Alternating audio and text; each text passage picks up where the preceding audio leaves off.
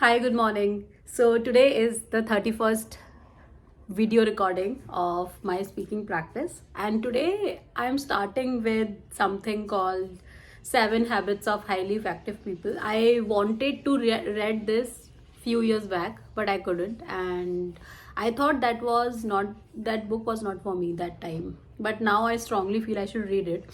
There are some days when you don't feel like reading something because you cannot relate to that, but then it comes back to you on its own time. That has happened to me with so many books. So today, what I'm going to do now is trying to read this book in the upcoming videos from today, and we will start. I'll read a context for a day, and then the another context and another context, and so on. That's how I am planning to record this time. So let's start. So the first chapter is Inside Out. And there are quotes: there is no real excellence in all this world which can be separated from right living. It's said by David Starr Jordan. In more than 25 years of working with people in business, author is saying, university and marriage and family settings, I have come in contact with many individuals who have achieved an incredible degree of outward success, but have found themselves struggling with an inner hunger, a deep need for personal congruency and effectiveness, and for healthy, growing relationship with other people. I suspect some of the problems they have shared with me may be familiar to you. First is I have set and met my career goals, and I am having tremendous professional success, but it's cost me my personal and family life.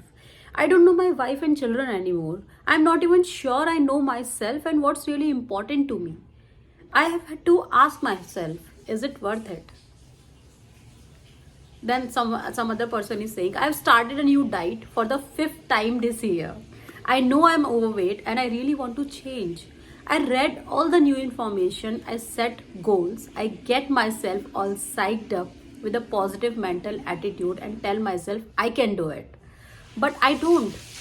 After a few weeks, I fizzle. I just can't seem to keep a promise I make to myself. And then some other person is saying, I've taken course after course on effective management training. I expect a lot out of my employees, and I work hard to be friendly toward them and to treat them right. But I don't feel any loyalty from them. I think if I were homesick for a day, they would spend most of their time gabbing at the water fountain. Why can't I train them to be independent and responsible, or find employees who can be? My teenage son is rebellious and on drugs. No matter what I try, he won't listen to me. What can I do? There is so much to do, and there is never enough time. I feel pressured and hassled all day, every day, 7 days a week. I have attended time management seminars and have tried half a dozen different playing systems. They have helped some, but I still don't feel I am living the happy, productive, peaceful life I want to live. I want to teach my children the value of work, but to get them to do anything, I have to supervise every move and put up with complaining every step of the way. It's so much easier to do it myself. Why can't children do their work cheerfully and without being reminded? I'm busy, really busy, but sometimes I wonder if what I'm doing will make any difference in the long run. I would really like to think there was meaning in my life, that somehow things were different because I was here. I see my friends or relatives achieve some degree of success or receive some recognition, and I smile and congratulate them enthusiastically, but inside I'm eating my heart out. Why do I feel this way? I have a forceful personality. I know in almost any interaction I can control the outcome. Most of the time, I can even do it by influencing others to come up with the solution I want. I think through each situation, and I really feel the ideas I come up with are usually the best for everyone. But I feel uneasy. I always wonder what other people really think of me and my ideas. My marriage has gone flat. We don't fight or anything, we just don't love each other anymore. We have gone to counseling, we have tried a number of things, but we just can't seem to rekindle the feelings we used to have. And the author is saying now these are deep problems, painful problems, problems that quick fix approaches can't solve. A few years ago, my wife Sandra and I were struggling with this kind of concern. The author is saying one of our sons was having a difficult time in school. He was doing poorly academically. He didn't even know how to follow the instructions on the test, let alone do well on them. Socially, he was immature, often embarrassing those closest to him. Athletically, he was small, skinny, and uncoordinated, swinging his baseball bat, for example, almost before the ball was even pitched. Others would laugh at him. Sandra and I were consumed with a desire to help him. We felt that if success were important in any area of life, it was supremely important in our role as parents. So we worked on our attitudes and behavior toward him, and we tried to work on his. We attempted to psych him up using positive mental attitude techniques. Come on, son, you can do it. We know you can. Put your hands a little higher on the bat and keep your eye on the ball. Don't swing till it get close to you. And if he did a little better, we would go to great lengths to reinforce him. That's good, son, keep it up. When others laugh, we reprimanded. Leave him alone, get off his back, he's just learning. And our son would cry and insist that he would never be any good and he didn't like baseball anyway. Nothing we did seemed to help, and we were really worried. We could see the effect this was having on his self-esteem.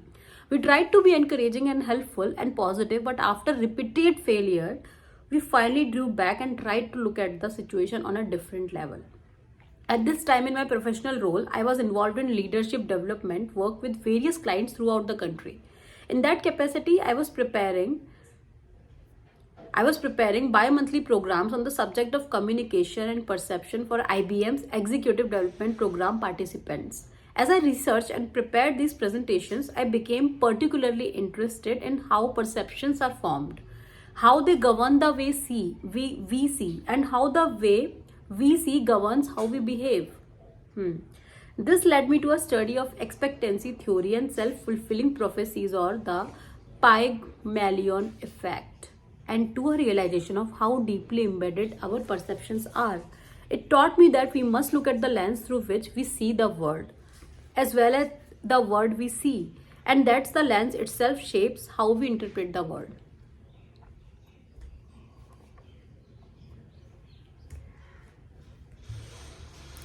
As Sandra and I talked about the concepts I was teaching at IBM and about our own situation, we began to realize that what we were doing to help our son was not in harmony with the way we really saw him.